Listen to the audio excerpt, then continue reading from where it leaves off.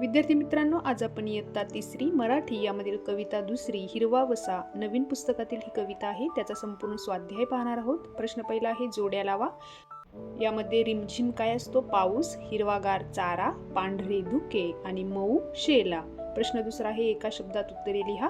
यामध्ये कवितेत वर्णन केलेला ऋतू पावसाळा, सरसर वाहणारे झरे आणि थेंबांनी नटलेल्या झाडे वेली. आता पुढचा प्रश्न पाहूया. कवितेतील तुम्हाला आवडलेल्या 2 ओळी लिहा व त्याचा अर्थ सांगा. कवितेतील मला आवडलेल्या ओळी लिहायच्या आहेत. एरे एरे पावसा दरवर्षी असा, सुखी कर धरती घे हिरवा वसा. आणि याचा अर्थ आहे, कवी पावसाला विनंती करतात, हे पावसा तू दरवर्षी ये. तुझ्यामुळे पृथ्वी हिरवीगार होते, शेती बहरते आणि सर्वांना सुख मिळते. आता आपण पुढचा प्रश्न पाहूया.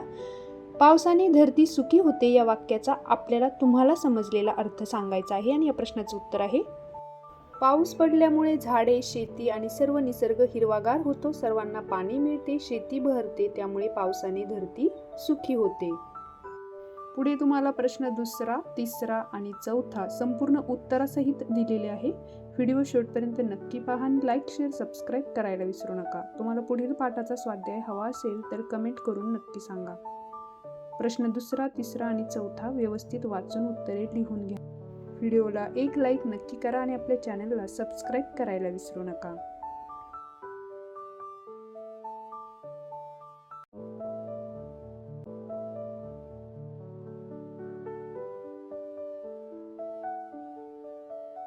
पुढील चित्राची माहिती आपल्याला 2 ते 3 वाक्यात लिहायची आहे. प्रश्न दुसरा आहे, पावसाळ्यातील तुम्हाला आलेला अनुभव वर्गात सांगायचा आहे. त्याबद्दल 2 ते 3 ओळी लिहिणार आहोत. खेळू या शब्दांशी. या सर्व प्रश्नांची उत्तरे तुम्हाला व्यवस्थित दिलेली आहे. समानार्थी शब्दांची ही उत्तरे दिलेली आहे. पुढे विविध स्वरचिन्हांचा वापर करून प्रत्येकी 2 शब्द तयार केलेले आहे आणि शब्द कोडे तुम्हाला अशा प्रकारे सोडवून दिलेले आहे. येथे पुढे आपल्याला काही शब्द दिलेले आहेत आणि त्यावरून आपल्याला वाक्य तयार करायचे आहे. उत्तर वाचून व्यवस्थित लिहून घ्या. पुढे आपल्याला शब्द डोंगर तयार करायचा आहे. ढग हे आपल्याला दिलेले आहे आणि वारा याबाबत आपण शब्द डोंगर तयार केलेला आहे. अशा प्रकारे आपण संपूर्ण स्वाध्याय पाहिला. व्हिडिओला एक लाईक नक्की करा आणि आपल्या चॅनलला सबस्क्राईब करायला विसरू नका. धन्यवाद.